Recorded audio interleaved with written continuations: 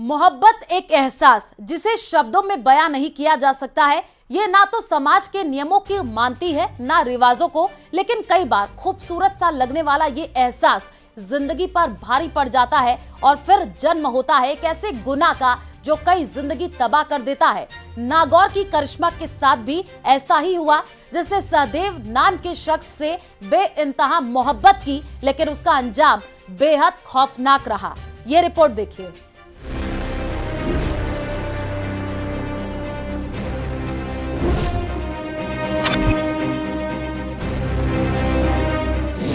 Live in partner की हत्या का खौफनाक सच। 12 तारीख को वो घर से गए थे एग्जाम देने के लिए और 13 तारीख को शाम को उसका फोन बंद बता रहा था, सुबह से ही बंद बता रहा था। प्रेमिका की जुबानी प्रेम और दर्द की कहानी।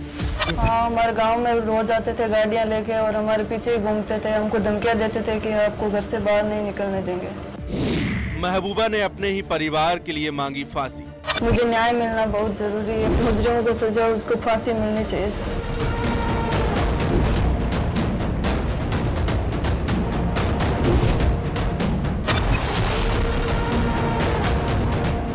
महज 20 साल की उम्र में करिश्मा ने मोहब्बत की हसीन यादें भी देखी और अब live in partner Sahdev Bhakar से उम्र भर की जुदाई का दर्द भी झेल रही हैं।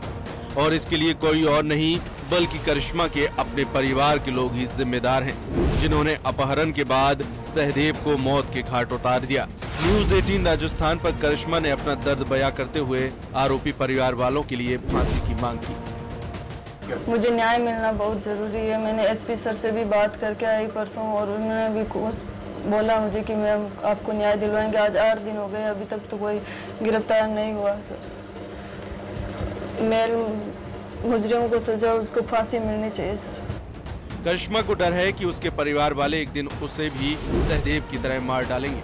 उसने अब तय किया है कि वो अपनी जिंदगी सहदेव के घर पर ही गुजारेगी और उसके हत्यारों को कड़ी से कड़ी सजा दिलवाएगी। मैं सहदेव के घर में ही रहना चाहती हूँ, मेरा सब कुछ सहदेव ही था।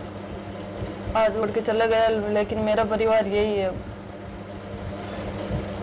उनको फांसी होनी चाहिए सर, जैसे कि हरमान ने। अक्सर कहा जाता है कि जब प्यार में समाज दीवार बन जाता है तो दिल की आवाज दब जाती है, लेकिन कुछ रिश्ते जमाने की बंदिशों को नहीं मानते। ऐसा ही रिश्ता था करिश्मा और सहदेव का। दोनों की मुलाकात नर्सिंग कॉलेज में हुई, जहां सहदेव टीचर था और करिश्मा स्टूडेंट। सहदेव भी शादीशुदा था, जबकि करिश्मा का बाल विवाह 11 साल की उम्र में हो गया था। ऐसे में उसने जैसे ही होश संभाला वो सहदेव के प्यार में पड़ गई। करीब 9 महीने बाद पहले दोनों घर से भाग गए। बताया जाता है कि नवंबर 2023 में दोनों ने प्रेम विवाह किया था। इस शादी से न सिर्फ करिश्मा का परिवार आग बबूला था, दोनों ने पुलिस से सुरक्षा की मांग भी की थी, लेकिन ऐसा हो न सका। मेरा पीछे किया यहाँ बार बार आता है, राउंड मारता हुआ किशोर राम हमारे घर के आसपास, और हमारे कोई कमाने वाला नहीं है। वो ये मेरे को ज़्यादा न्याय दिलाओ, उसको फांसी दिलाओ। माता जी दियो ना मेरे कई औरता तो पुन्नाराम और बरसेराम मेरा पीछा किया, तो हम भाग गया और घर आ गया। समाज के बंधन को तोड़ते हुए करिश्मा और सहदेव एक साथ रहने लगे, लेकिन किसी को इल्म तक नहीं था कि ये साथ कुछ दिनों का है। 13 जून 2025 को सहदेव अजमेर में नर्स भर्ती परीक्षा देने गया था।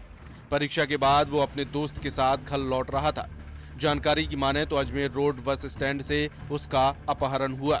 सहदेव का दोस्त ये सब देखकर डर गया और वहां से भाग गया। इसके बाद उसने सहदेव के पिता को पूरी कहानी बताई। 14 जून 2025 को सहदेव के पिता ने दोपहर अजमेर के सिविल लाइन थाने में रिपोर्ट दर्ज कराई, जिसमें सहदेव के ससुराल वालों पर किडनैप करने का आरोप लगाया। पुलिस सहदेव की तलाश कर पाती उससे पहले ही उसका शव तेजासर गांव के इलाके में एक खेत से मिला।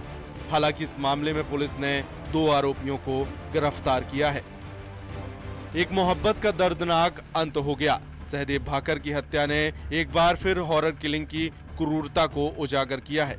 महज 20 साल की उम्र में करिश्मा ने बाल विवाह का दंश भी झेला मोहब्बत के दरिया में गोते भी लगाए, लेकिन किसी ने सच ही कहा है कि ये इश्क नहीं आसा, बस इतना समझ लीजिए, एक आग का दरिया है और डूब कर जाना है। Bureau report, news 18 Rajasthan.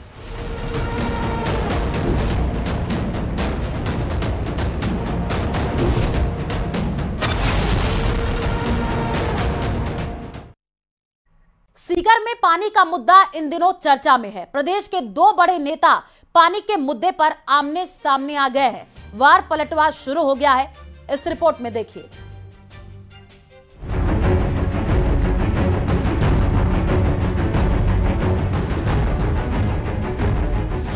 पानी वाला बयान मचा घमासान।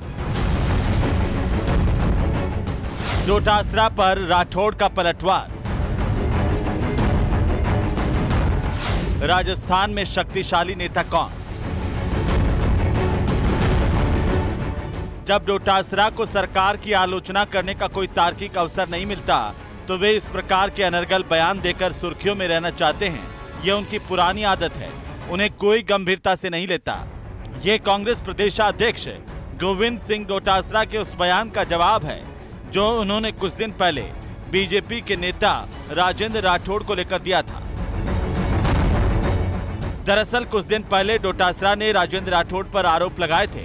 कहा था कि हारे हुए लोग चूरू में ही पानी रोक देते हैं, जिससे सीकर में पानी नहीं पहुंच पाता। गोविंद सिंह डोटासरा के इस बयान पर राजेंद्र राठौड़ ने पलटवार किया। कहा कि हारने के बाद भी अगर डोटासरा मुझे शक्तिशाली मानते हैं, अगर मैं पानी रोक सकता हूं, तो उनका बहुत बहुत धन्यवाद, लेकिन डोटासरा के बयान को कोई गंभीरता से नहीं लेता। लोकतंत्र में हार और जीत सिक्के के दो पहलू हैं। हारने के बाद भी अगर वो मुझे इतना शक्तिशाली मानते हैं कि मैं पानी रोक सकता हूँ, तो उनको बहुत बहुत धन्यवाद।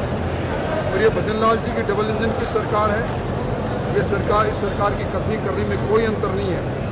जब उन्हें सरकार की आलोचना करने का कोई तार्किक अवसर नहीं मिलता, तब इस प्रकार के अनर्गल बयान जारी करके और सुर्खियों में बने रहना चाहते हैं। ये उनकी पुरानी आदत है, उनके बयान को कोई गंभीरता से नहीं लेते।